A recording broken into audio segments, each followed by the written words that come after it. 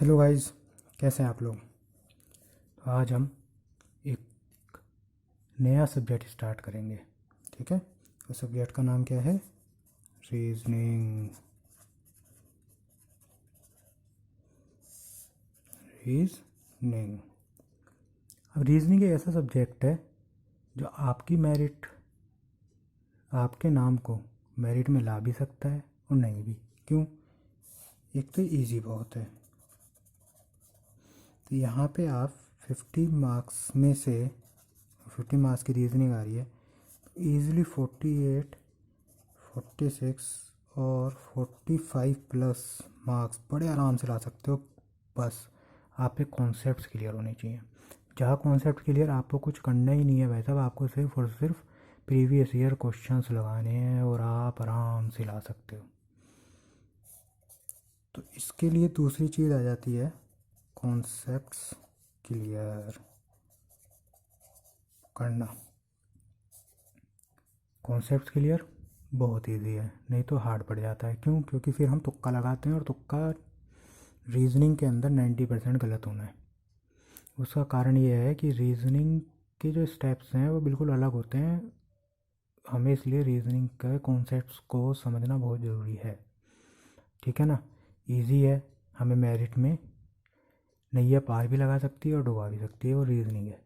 क्यों? क्योंकि देखो, क्वांट्स को सब कर रहे हैं, इंग्लिश सब कर रहे हैं, जीएस और जीके भी आजकल सब करने लगे हैं, रीजनिंग भी सभी कर रहे हैं। ऐसा नहीं है कि मतलब, मेन चीज़ क्या है कि आप इस पर फोकस कितना दे रहे हो। मेन होता क्या है ना, हम रीजनिंग में कॉन्फिडेंस में ज़्यादा आ जाते हैं, थोड़ा सा लगता है हमें आ रहा है आ रहा है आ रहा है, फिर इस पर ध्यान देना बंद कर देते हैं। लेकिन रीजनिंग के साथ क्या, पर डे का कुछ नहीं कर रहे, आधे से 1 घंटा निकालो और क्वेश्चन लगाओ। देखो, फर्स्ट है कॉन्सेप्ट्स। एक बार आपके कॉन्सेप्ट्स क्लियर हो गए, फिर आपने ना बार बार कुछ नहीं करना, आपने सिर्फ क्वेश्चन लगाने हैं।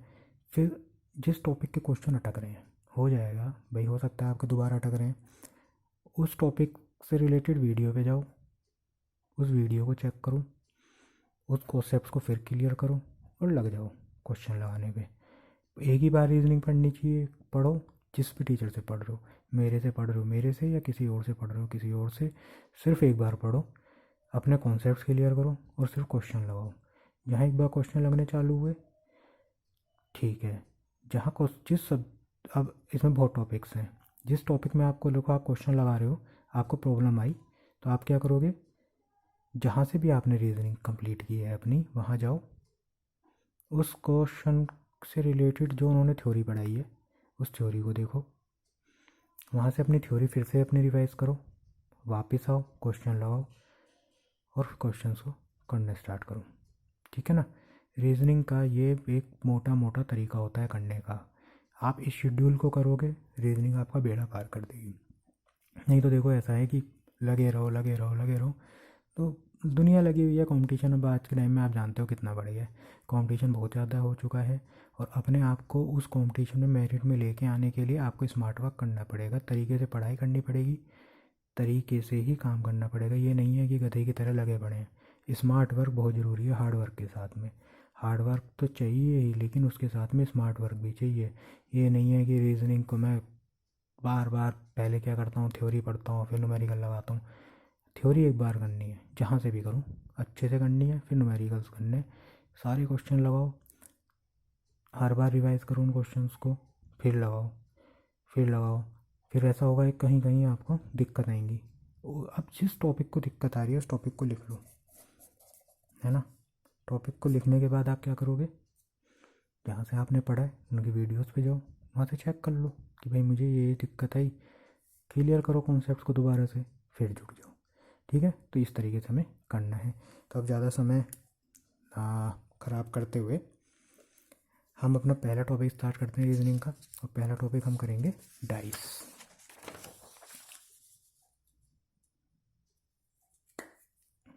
पहला टॉपिक है हमारा डाइस, हिंदी में जिसको हम कहते हैं पासा। ठीक है, अब डाइस देखते हैं हमारी होती क्या है। देखो, डाइस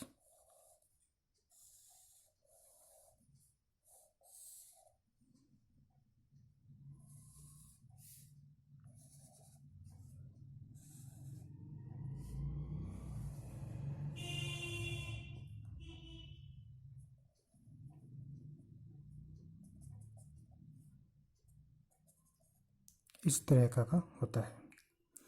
ठीक है, अब इसको मानो A B C D E F G H, तो ये मेरे डाइस है। ठीक, ये मेरा डाइस हो गया। अब डाइस में देखो क्या क्या होती हैं।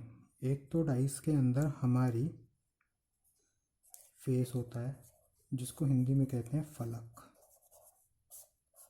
डाइस में हमारे फेस कितने होते हैं? 6। अब वो 6 कौन कौन से हैं देखो। पहला A B C D, A B C D.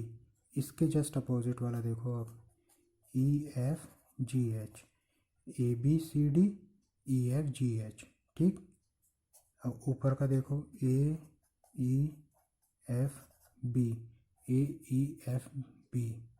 ठीक, इसके जस्ट नीचे का देखो, D H G C, D H G C. अब 2 बच गए, कौन कौन से? A E H D, A E H D. और एक ये वाला बचा, इसके अपोजिट बी एफ जी सी। तो ये 6 फलकें होती हैं हमारी डाइस में। ठीक, फिर इसके बाद आते हैं एजेस। एजेस को हम कहते हैं भुजाएं। ठीक है, अब भुजाएं गिनो कितनी होती हैं? 8। देख लेते हैं, देखो A B B C C D D ए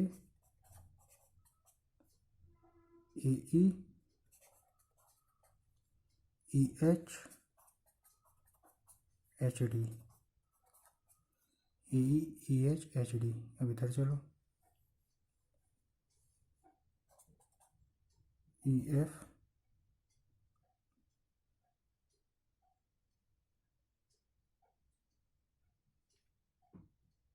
अच्छा सॉरी, भुजाएं हमारी होती हैं 12। मैं थोड़ा कम लिख गया था, 8 गलती से।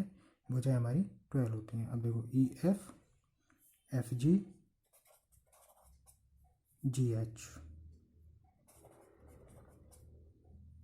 ई एच हमारा यहाँ कवर हो चुका है। ठीक, अब इस वाले स्क्वायर में आते हैं। बी एफ जी हमारा हो चुका है, बी सी हो चुका है, जी सी नहीं हुआ है, तो जी सी यहाँ से आ गया।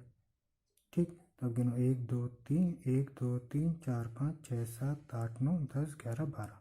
तो ऐसे हमारी 12 भुजाएं हो जाती हैं। अब एक इसमें और चीज़ होती है, वो क्या?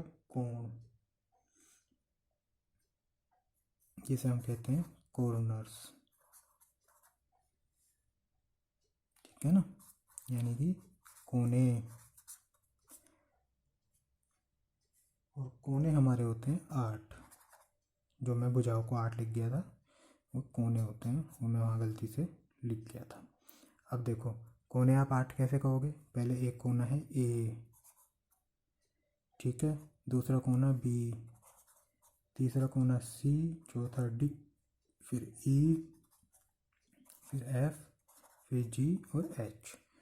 ऐसे हमारे कोने होते हैं। ठीक है, तो ये डाइस है। डाइस सिंपल है, ये वाली हमारी बन गई डाइस। कैसे बनी? एक तरह क्यूब है एक तरीके से ये, क्योंकि हमने सारे स्क्वायर लिए हुए हैं। इसमें 6 फलके हैं, 12 भुजाएं हैं और 8 कोने हैं। ठीक, इसके बाद हम देख आते हैं कि भाई डाइस हमारी होती क्या है, यानी कि टाइप्स ऑफ डाइस। तो मोटा मोटा हम इनको डाइस को 2 भागों में डिवाइड कर लेते हैं। एक हमारा कहलाता है स्टैंडर्ड डाइस। ठीक, इसको हिंदी में हम कहते हैं मानक पासा।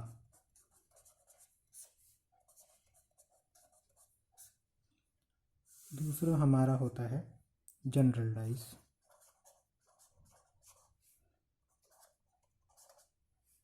है ना। तो जनरल है तो क्या होगा, साधारण पासा, है ना। एक हमारा स्टैंडर्ड डाइस है, एक हमारा जनरल डाइस है, इतना हो गया। उसके बाद ये एक हमारे टाइप्स होते हैं, इस तरीके से डिवाइड करते हैं। और एक दूसरा टाइप्स हमारा इसमें आ जाता है, करें मेन यही है, इस तरीके से चलते हैं, फिर आगे बढ़ेंगे क्योंकि फिर कंफ्यूजन क्रिएट हो जाएगा। तो हमारा क्या है, स्टैंडर्ड डाइस और जनरल डाइस। तो अब हम इसे स्टार्ट करते हैं स्टैंडर्ड डाइस से।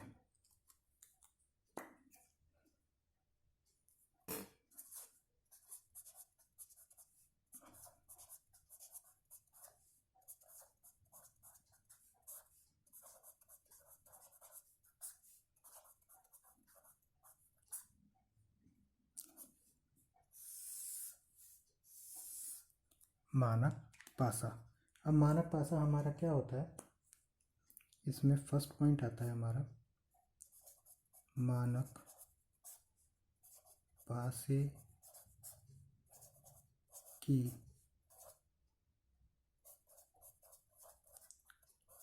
अपोजिट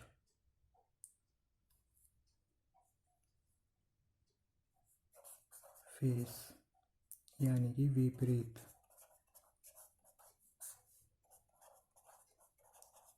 फलक पर लिखी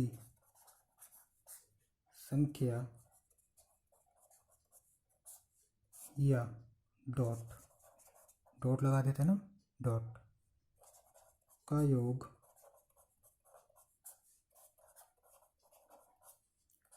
सात होता है।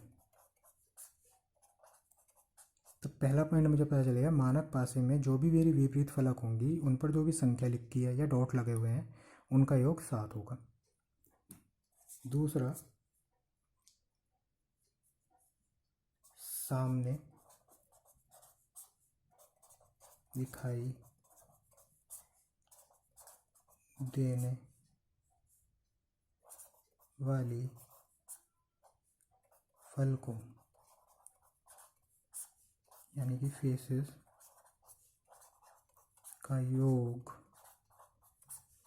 सम सात नहीं होगा।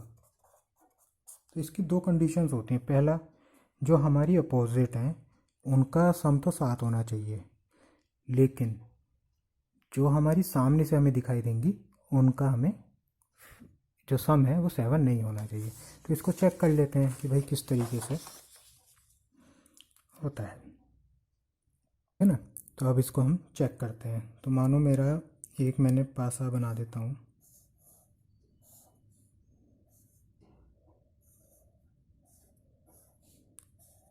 ये इस पे लिखा है 1 2 3। अब देखो, जो मैं पहले शर्त पढ़ के आया, हमने दो तरीके की शर्तें देखी। पहली देखी कि इनके अपोजिट 6 होना चाहिए और सामने का 6 नहीं होना चाहिए, मतलब सॉरी 7 नहीं होना चाहिए।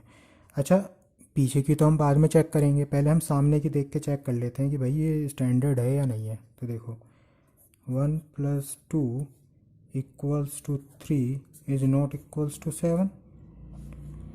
1 + 3 = 4 इज़ नॉट इक्वल्स टू 7।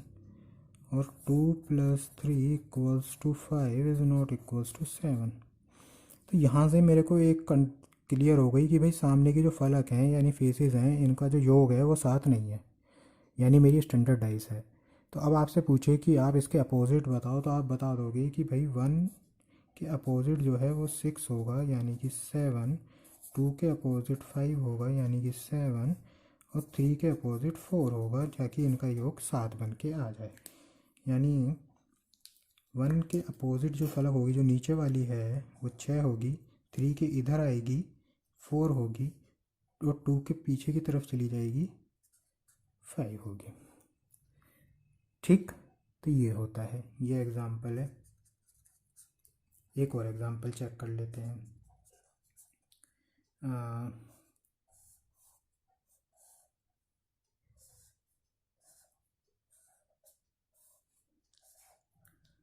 में लिख देते हैं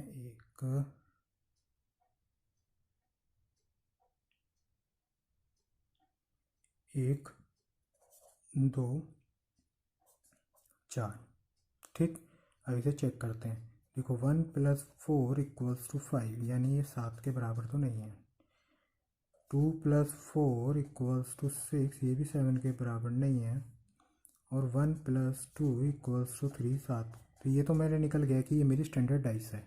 आ गया समझ? ठीक है, तो अब मैं अगर इनके अपोजिट देखूं तो 1 के अपोजिट 6 होगा क्योंकि मुझे 7 बनाना है। 2 के अपोजिट 5 होगा क्योंकि मुझे 7 बनाना है। और 4 के अपोजिट 3 होगा क्योंकि मुझे 7 बनाना है। तो इन्हें हम अगर लिखें तो 1 के अपोजिट यहाँ पे 6 आएगा, 2 के अपोजिट वहाँ 5 आएगा और 4 के अपोजिट यहाँ 3 आ जाएगा। ठीक है ना? तो ये हमारी स्टैंडर्ड डाइस के एग्जाम्पल हो गए। पहली चीज़ हमें पता चल गई, हमें करना क्या है, हमें सामने का योग चेक कर लेना है तीनों का। अगर साथ नहीं आ रहा तो हमारी स्टैंडर्ड डाइस कहलाएंगी। उसके बाद हम अपोजिट निकाल लेते हैं कि भाई 1 के अपोजिट 6 होगा, 4 के अपोजिट 3 होगा, 2 के अपोजिट 5 होगा। ठीक, तो यहाँ तक हम क्लियर हो गया। क्या क्लियर हो गया? हमारी स्टैंडर्ड डाइस। अब हम चलते हैं जनरल डाइस पे।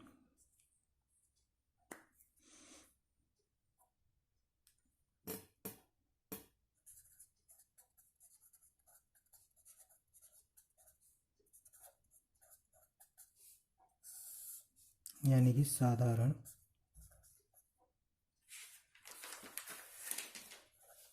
पासा।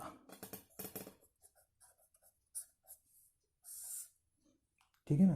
तो जनरल डाइस पे चलते हैं। अब देखो इसमें पहली तो कंडीशन हमारी क्या आ गई, सामने की फलकों यानी फेसेस का योग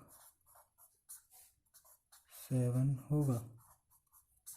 इसकी पहली कंडीशन सीधे आ गई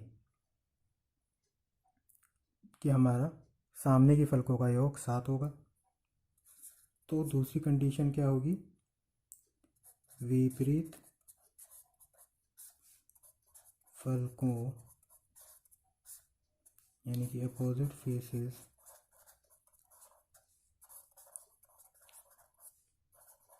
का योग 7 नहीं होगा। ये हमारी दो कंडीशंस इसमें रहती हैं। क्या क्या? सबसे पहली बात कि हमारी सामने की फलकों का योग 7 होता है और विपरीत फलकों का योग 7 नहीं होगा। ठीक, तो अब चेक कर लेते हैं कि भाई हमारी किस तरीके से, कौन सी हमारी स्टैंडर्डाइज होगी और कौन सी नॉन स्टैंडर्डाइज होगी। तो जैसे मैं एक डाइस बनाता हूँ,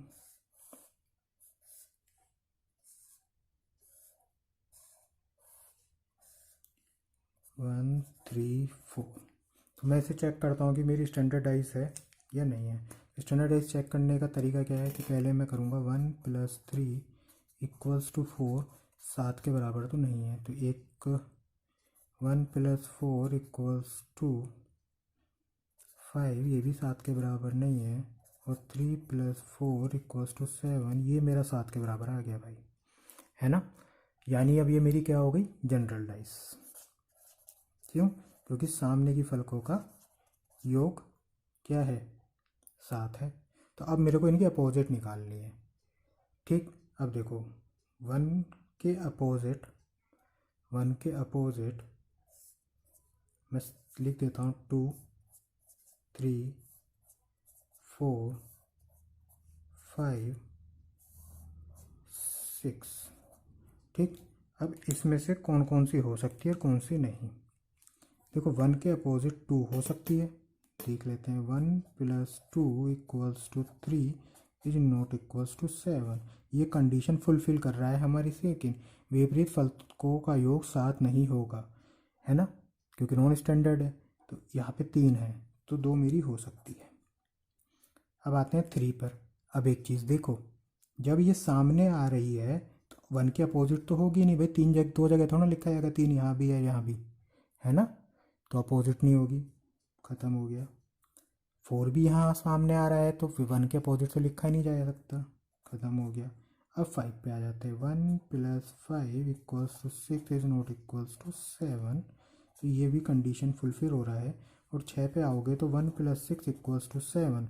तो ये मेरा 7 के बराबर है। तो ये कंडीशन फुलफिल नहीं होगी क्योंकि विपरीत फलकों का योग 7 नहीं होना चाहिए। तो अब कोई पूछे कि एक के विपरीत कौन कौन सी फलक हैं, तो आप कहोगे एक के विपरीत मेरी 5 है और 2 हैं अपोजिट, है ना। ये क्वेश्चन इस एक का हो गया। ऐसे ही 3 का निकालेंगे। 3 के विपरीत देखो यहीं से निकालते हैं कौन कौन सी हो सकती है। 2 हो सकती है भाई साहब, क्योंकि 3 2 5 होता है। 5 नहीं हो सकती, तो 3 के विपरीत आएंगी 2 और 6। 4 पे आ जाते हैं, तो 4 के विपरीत आएगी 2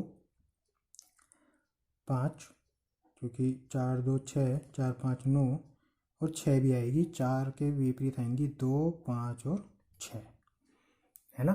तो इस तरीके से हम निकाल लेंगे। ठीक, चलो ये हो गया।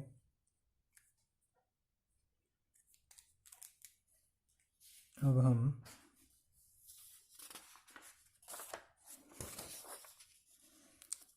अगर हमें, ये तो मेरी सिंगल डाइस दी हुई है ना। अगर डाइस 2 या 2 से ज़्यादा दी हुई हैं तो कैसे करते हैं।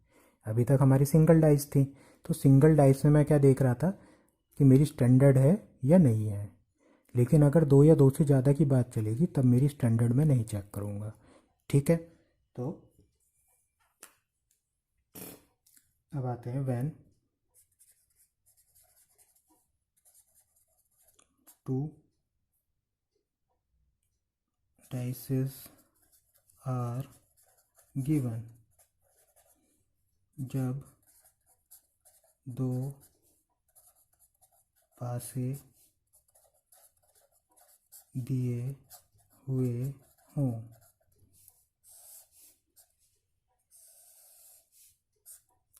ठीक है ना।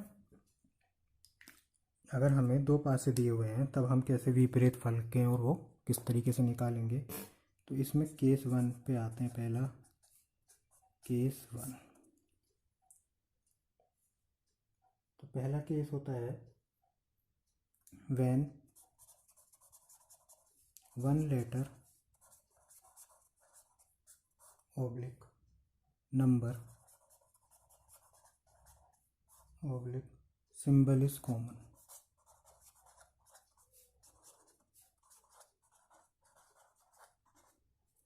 यानी कि जब एक अक्षर संख्या, है ना, या फिर चिन्ह हमारा कॉमन होगा। ठीक है, तो हम क्या करेंगे, मानो जैसे ये वाला है, 2 डाइस दिए हैं आपको,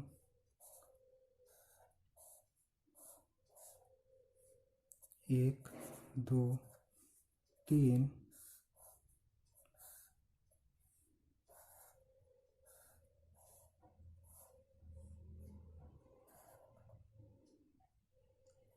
2 4 6, ये 2 डाइस दी हुई हैं, है ना, कि भाई ये 2 डाइस हैं।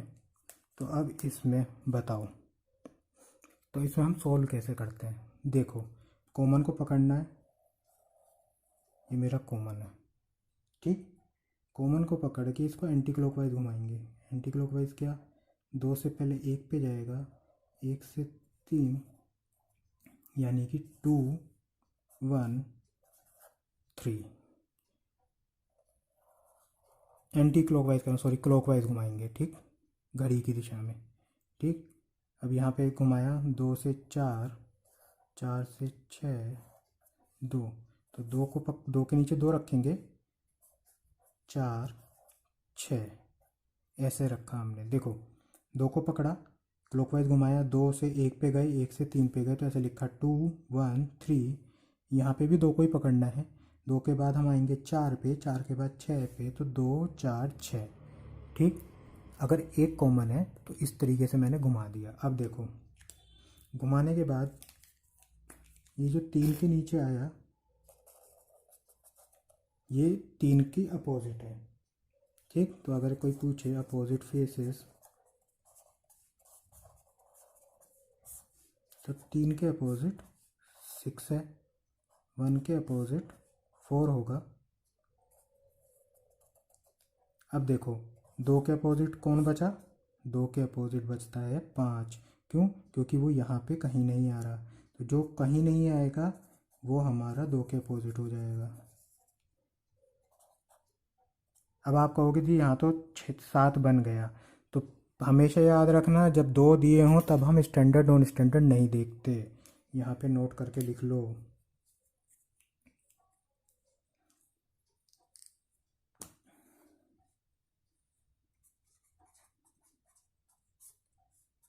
जब 2 या 2 से अधिक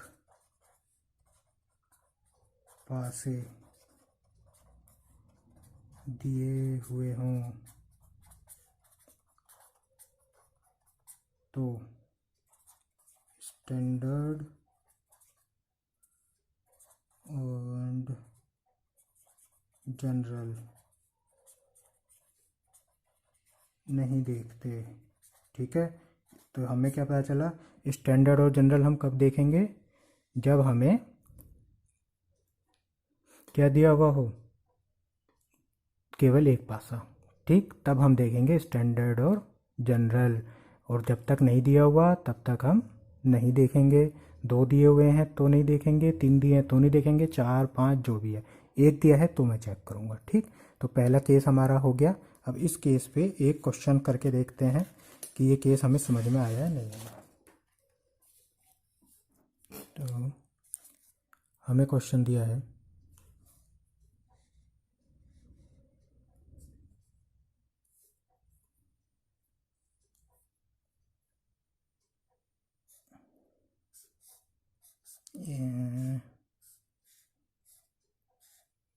आपको, ये एक है 3 6 4, एक पासा, दूसरा पासा होगा क्या लिखें, 1 5 3। ठीक है, और इसमें आपको मुझे बताना है अपोजिट ऑफ 6,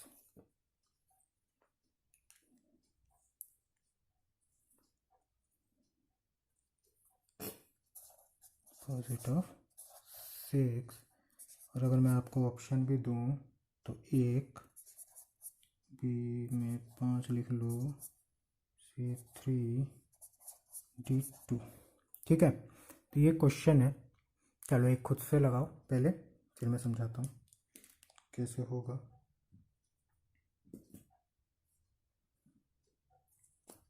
तो देखो हमने क्या करना है, यहाँ पे 3 कॉमन दिया है, 3 को पकड़ा, क्लॉकवाइज घुमाया, है ना, तो 3 6 4। यहाँ भी 3 कॉमन दिया है, इसको पकड़ा, क्लॉकवाइज घुमाया, तो 3 1 5। 4 के अपोजिट मेरा 5 आ गया, 6 के अपोजिट मेरा 1 आ गया, और 3 के अपोजिट मेरा क्या आएगा, जो यहाँ कॉमन नहीं दिया, क्या नहीं मिला, 2। अब हम देखते हैं क्वेश्चन, 6 के अपोजिट बताना है, 6 के अपोजिट मेरा 1 आ रहा, तो ये मेरा आंसर हो गया, है ना। तो ये अगर एक कॉमन दिया हुआ हो तो हम ये प्रोसीजर फॉलो करेंगे। ठीक, नेक्स्ट देखते हैं। अगर 2 कॉमन हो,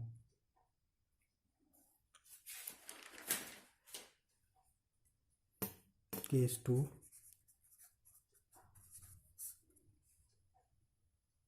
when 2 numbers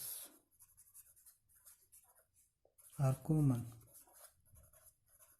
ठीक है, जब 2 संख्याएं कॉमन हो तब, अब देख लो, जैसे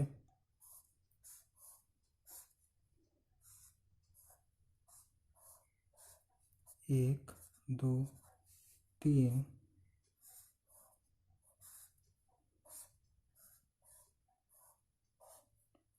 1 6 2, है ना। तो देखो इसमें हमें कुछ नहीं करना, इसमें हमने एक एक दो को यहाँ से हटाया, एक दो को यहाँ से हटाया, तो हम पे क्या आ गया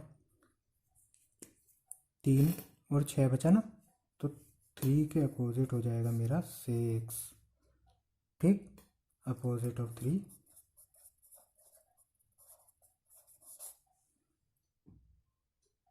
6। तो ये तो मेरे पास निकल के आ गया। अब आता है कि भाई 1 के और 2 के अपोजिट क्या क्या होगा। ठीक है ना। अब देखो 1 के अपोजिट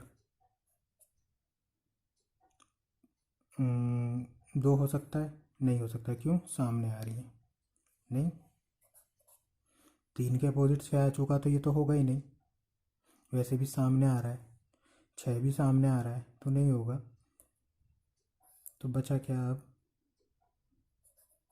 4 बचा, 5 बचा, है ना, 4 और 5 बचे। ऐसे ही 2 के अपोजिट 1 नहीं हो सकता, तो यहाँ भी 4 और 5 बचेंगे। ठीक है, तो ये हमारी कॉमन सी चीज़ निकल के आ गई कि भाई अगर पूछें कि किसी के भी अपोजिट पूछेगा तो वो लिखेगा 4 और 5, या वैसे करके। ठीक है, अब इसमें एक क्वेश्चन करके देख लेते हैं ना। जब तो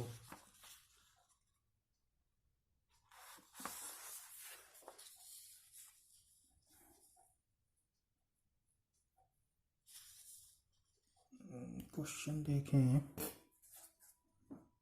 मानो एक डाइस है ये,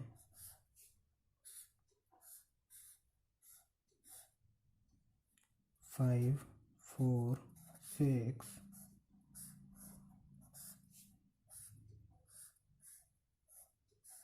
दूसरी डाइस ले लेते हैं 6 5 2,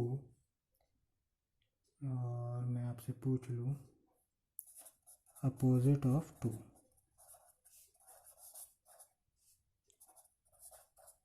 ठीक है, ऑप्शन है 4 3 6 1। ठीक, तो हम करेंगे, देखो जो मैंने ये बताया था 5 6 को मैं उड़ा दूंगा, जो कॉमन होंगे वो गायब। अब बचा क्या 4, दूसरी तरफ 2, तो ये एक दूसरे के अपोजिट हो जाएंगे, तो 2 का अपोजिट पूछ रहा है, तो आंसर 4 आ गया। ठीक है, तो ये हमारी सेकंड कंडीशंस हो गई। तो यहाँ तक हम 2 कंडीशंस अपनी सीख चुके हैं। क्या क्या हम अब तक क्या 4 चीज़ सीख ली। पहली, हमारी डाइस क्या है, ये हम सीख गए। दूसरा, हम क्या सीख गए, स्टैंडर्ड डाइस कौन सी हैं, जनरल डाइस कौन सी हैं, ये सीख गए। तीसरा, हम ये सीख गए अगर मुझे एक डाइस दी हुई हो तो मैं कैसे बताऊंगा स्टैंडर्ड डाइस कौन सी है, जनरल डाइस कौन सी है, और कैसे मैं उसके अपोजिट बताऊंगा। तीसरा, मैं ये सीख गया कि भाई मेरे को अगर 2 डाइस दी हुई हैं और एक कॉमन है, तो मैं कैसे किसी के अपोजिट फेसेस को बताऊंगा। और अगर मेरे को 2 डाइस दी हुई हैं और 2 कॉमन है, तो भी मैं कैसे अपोजिट बताऊंगा, यहाँ तक मैं सीख चुका हूँ। तो हमारे ये 2 केस भी हो गए हैं। नेक्स्ट वीडियो में इससे आगे चलेंगे। ठीक है, तब तक बाय।